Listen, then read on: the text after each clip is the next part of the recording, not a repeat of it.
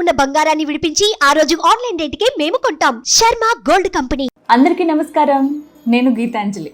తిరుపతి టూర్కి వచ్చానండి. తిరుమల పైకి రాగానే మనకి ఒక సుగంధ పరిమళం వెదజల్లుతూ ఉంటుంది. స్వామివారికి పునుగు పిల్లి తైలం రాస్తారు.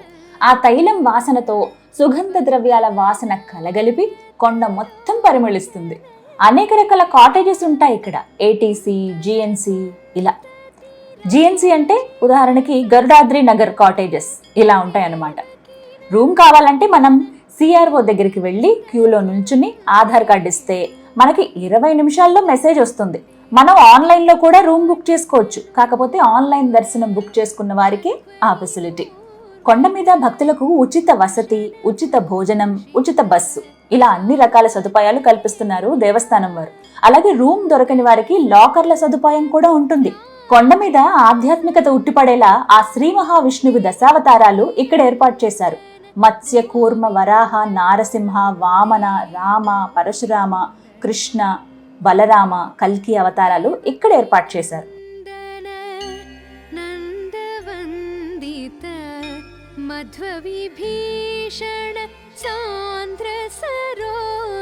ఇక్కడి నుంచి మన కాటేజ్ కి బయలుదేరదాం. సన్నిధానం ఏరియాలోనే మనకు ఒక కాటేజ్ ఇచ్చారు.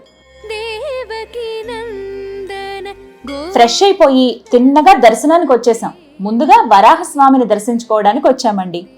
తిరుమల వచ్చిన వారు, ఆ స్వామివారిని దర్శనం చేసుకోవడానికి వచ్చిన వాళ్ళు ఎవరైనా సరే వారికంటే ముందుగా వరాహస్వామిని దర్శించుకుంటారని సాక్షాత్తు ఆ స్వామివారే వరాహస్వామి వారిని అనుగ్రహించారట. ఇదిగో ఈ ప్రదేశంలోనే స్వామివారు ఎంతో మంది భక్తులకు తమ నిదర్శనాలు చూపించారు. అనంతాల్వారు, వెంగమాంబ, అన్నమయ్య, రామానుజాచార్యులు, తొండమాన్ చక్రవర్తి, ఆకాశరాజు ఇలా ఎంతో మంది ఉత్తమ భక్తులతో ఆయన నేరుగా మాట్లాడేవారట. ఈ పుష్కరిణి దగ్గరే అనంతాళ్వారు గుణపం విసిరితే స్వామివారి గడ్డం మీద గాయమైంది. అప్పటి నుండే స్వామివారి గడ్డంకు పచ్చకర్పూరం పెట్టడం మొదలు పెట్టారు. ఆ గుణపం కూడా గాలిగోపురం వద్ద ఇప్పటికీ వేలాడదీసి ఉంటుంది. మీరు దర్శనానికి వెళ్ళేటప్పుడు, అంటే ఆలయం లోపలికి వెళ్ళేటప్పుడు కుడివైపుగా గమనించండి. ఈ 4 మాడ వీధుల్లో చెప్పులు వేసుకుని నడవకూడదండి. స్వామివారు తిరిగే ప్రదేశం కదా, అందుకే ఆ నిర్ణయం తీసుకున్నారనుకుంటా. సాక్షాత్తు వైకుంఠం ఇలానే ఉంటుందేమో అనిపిస్తూ ఉంటుంది ఈ మాడ వీధుల్లో నడుస్తూ ఉంటే. ఆహా, ఇక్కడి నుంచి ఎంత సుందరంగా ఉందో తిరుమలంతా. ప్రతి ఒక్కరి మొహంలోనూ ప్రశాంతత, ఆనందం తాండవం చేస్తూ ఉంటుంది. ఎవరిని చూసినా అలాగే కనిపిస్తారేంటో ఇక్కడ. 5 సెకండ్లండి. ఆ 5 సెకండ్ల దర్శనం కోసం ఎక్కడెక్కడి నుంచో లక్షలాది మంది భక్తులు తరలివచ్చి గంటలు గంటలు వేచి చూస్తూ ఉంటారు. ఏడుకొండలవాడ గోవింద, ఆపద మొక్కులవాడ గోవింద అంటూ తిరుమల గిరులు మారుమోగుతూ ఉంటాయి ప్రతి నిత్యం. మా అదృష్టం ఏంటంటే మేము వెళ్లే సమయానికి స్వామివారు సంధ్యాకాల విహారానికి బయలుదేరారు. 2 పెద్ద పెద్ద ఏనుగులు స్వామివారు వస్తున్నారహో అంటూ ముందుకు వెళ్తున్నాయి చూడండి. కలియుగంలో వకుళ మాత గర్భమందున జననము జయకరం హరిద. మనం వరాహస్వామిని దర్శించుకున్న తర్వాత అక్కడే ఉండే రాధాకృష్ణ దేవాలయం, నరసింహస్వామి ఆలయాన్ని దర్శించుకోవడం మర్చిపోద్దే.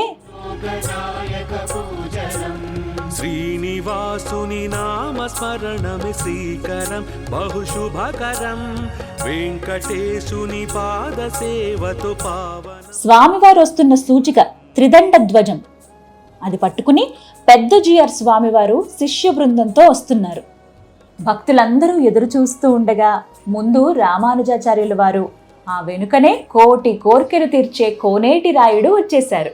ఆహా, ఎంత శోభాయమానంగా ఉన్నారో. చూడ్డానికి 2 కళ్ళు సరిపోవడం లేదు.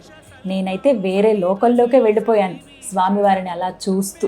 ఈ ఉత్సవ విగ్రహానికే ప్రతినిత్యం కళ్యాణం జరిగేది. ఈ ఉత్సవ బేరానికే స్నపన తిరుమంజనం జరిగేది. స్వామివారి సేవలన్నీ ఈ స్వామివారికే చేస్తారు. వెంకటాచల శిఖరమందున వెలుగుతున్న వైభవం జయకరం హరిదర్శనం శ్రీలోకనాయక పూజనం. జీవితాంతం ఇలా ఆ స్వామివారిని సేవిస్తూ ఇలాగే ఈ ప్రాంతంలోనే ఉండిపోతే బాగుండు కదా, నన్ను అలా ఉంచేసుకో స్వామి ఇక్కడ తిరుమలలో అని ఆయన్ని అడగాలనిపించింది. వాస్తవానికి మనసులో అదే అనుకున్నాను.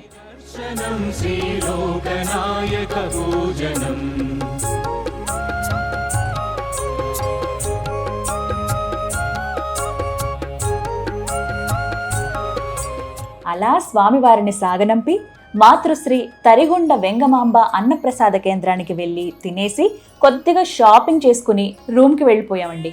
మా దర్శనం ఎర్లీ మార్నింగ్ ఉందండి. స్వామిని ఎప్పుడెప్పుడు చూద్దామా అని చాలా కుతూహలంగా ఉంది నాకు. ఓం నమో వెంకటేశాయ. మరో వీడియోతో మళ్ళీ కలుద్దాం.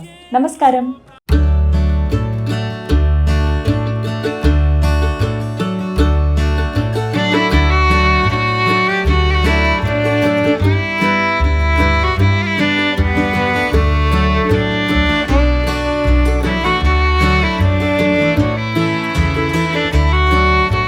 సుమన్ టీవీలో మీ పర్సనల్ అండ్ బిజినెస్ ప్రమోషన్స్ కోసం కింది నెంబర్కి కాంటాక్ట్ చేయండి.